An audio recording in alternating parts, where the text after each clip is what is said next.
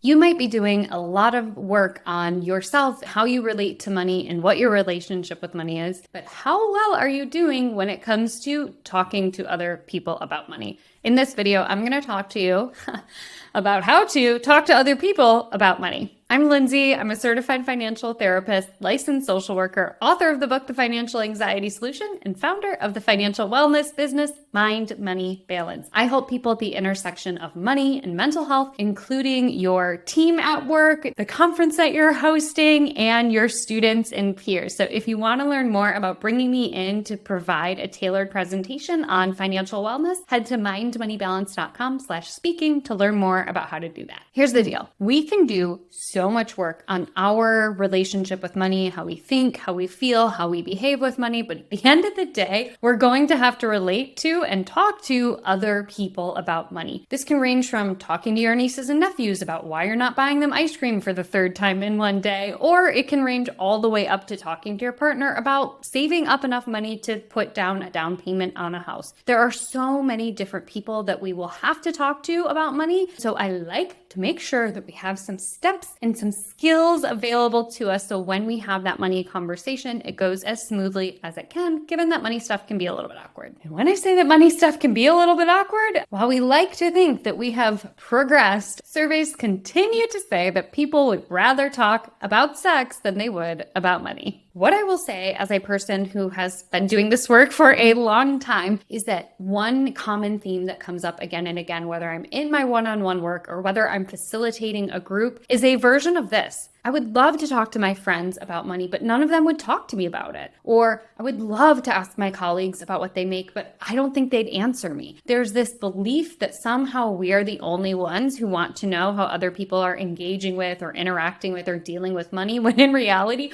most of us would love to have somebody else to talk about when it comes to money. So use that anecdote if you are feeling a little bit nervous or a little bit scared about talking about money, because I can guarantee you there are other people in your life, in your orbit, who also want to talk about money, but just don't know that you are an open and willing person to have that conversation with. To be clear, you don't need to tell everybody your financial business, but there are absolutely going to be times in your life where you have to talk about money. And so I hope that this helps you feel a little bit more comfortable having that conversation. If you need help setting the stage, this is where you can start with some breadcrumbs. Things like talking about a friend of yours who was going through something similar, or pointing out some sort of story that was in the news that had to do with money. Those can be great on-ramps to help setting the stage. For example, if you're getting ready to talk with an aging parent about modifying their existing home or moving somewhere else, you could say something like, my neighbor is actually converting their garage into an in-law suite. What do you think about that, right? Just kind of getting the sense of what their feeling is around that conversation can be really helpful. Another interesting way to have that on-ramp about money, as I mentioned, is to point out something in the news. You could say something like, hey, have you heard about that loud budgeting trend? What do you think about it? Right? You can set the stage by being a bit more organic about the money talk. I'm a Virgo. I like to sit down with a plan and with an agenda, but I totally understand that that is not everybody's forte. So kind of like sprinkling it in there and listening for cues that the person on the other end of the conversation is ready, willing, and able to have it is huge. You can do that by sprinkling those breadcrumbs about external money related things so you can bring it closer in toward your conversation. So this is the one thing you need to do regardless of who you are talking to about money, and it's setting the stage and giving people a heads up. When we are talking about money, we tend to do these drive-bys or these doorknob moments where we are dropping some sort of financial bomb in somebody else's lap and then just kind of walking away. Making sure you give people a heads up that, hey, I maybe want to talk about money is going to be key. Be it a boss, you're actually going to want to make sure you got that time carved out when you're talking to your manager. They are giving you their time and attention appropriately. And when it comes to like talking to your partner about money, also giving them a heads up of like, hey, can we talk about money on Sunday? Or can we talk about money tonight after the kids go to bed? Like giving them an opportunity to emotionally prepare for a money conversation is huge. Get clear on what's your why behind having the conversation. Just because I'm curious isn't a great reason to ask your friend how much money they spent on their new vehicle, but saying, my partner and I are looking at buying a new car. Our budget is this. We just were wondering if the car that you just bought is within that range is far more appropriate and helps keep the goal about why you are bringing up money in the first place with somebody else. So what's your why behind the conversation? What are you trying to get out of it? And how can you ensure that you are staying focused on that thing and not just like zigzagging all over the place? When it comes to how to have the actual conversation, keeping it contained around 1, 2, maybe 3 specific things max is going to be helpful. When we finally have the opportunity to talk to someone about money, it can be really tempting just to word vomit every single thing about money we've ever thought when we finally have an opportunity to talk about it. But instead, I invite you to pull back and get really clear on what specifically you are hoping to talk to that person about. For example, if you're talking to your manager and you really want to focus on making sure that you're getting that financial promotion, keep the conversation focused around that. Don't start adding in things about how the person you started managing is showing up late all the time. Keeping it contained is super, super helpful. Simultaneously, if you're talking to a friend who has been skirting your Venmo or Cash App requests for a dinner that you paid for, instead of kind of burying it in a bunch of flowery language or a really long text, just be really clear and really concise. You don't have to be mean,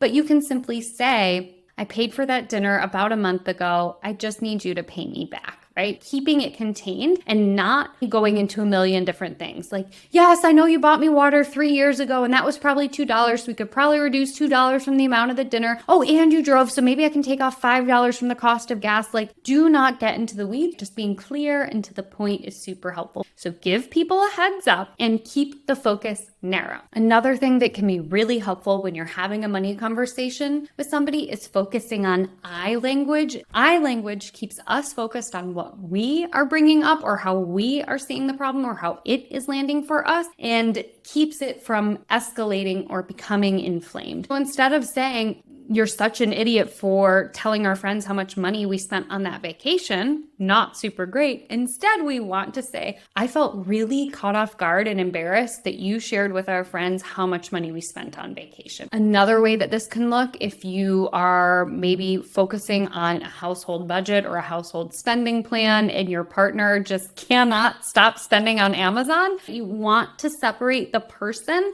from the thing that you need to talk about when it comes to money. Instead of saying you're spending too much, instead of making it about them, really focus on the bigger financial picture. So our income simply cannot afford all of these Amazon purchases right now. Can we talk about how we can dial down that spending? This is not about letting your adult partner off of the hook, but it's helping to de-escalate or deflate the intensity of a financial conversation. And finally, say thank you. Express gratitude, express graciousness for the person who is able to have a money conversation with you. Our money talks can be incredibly awkward and difficult to have, so the fact that somebody else sat in it with you or texted you back or was on the other end of the phone is huge. And so a simple thanks so much for having this conversation, I know it wasn't easy, can go a really long way in making money conversations not have to become like a thing. So those are the 5 steps. I'm going to recap them again for you. 1 is setting the stage. 2 is knowing your why. What's the reason behind having this money talk? 3 is keeping it focused and keeping it contained. Instead of letting your curiosity get the best of you, come back to your why and really focus on the 1, 2, maybe 3 things that you really want to talk about when it comes to this particular money conversation.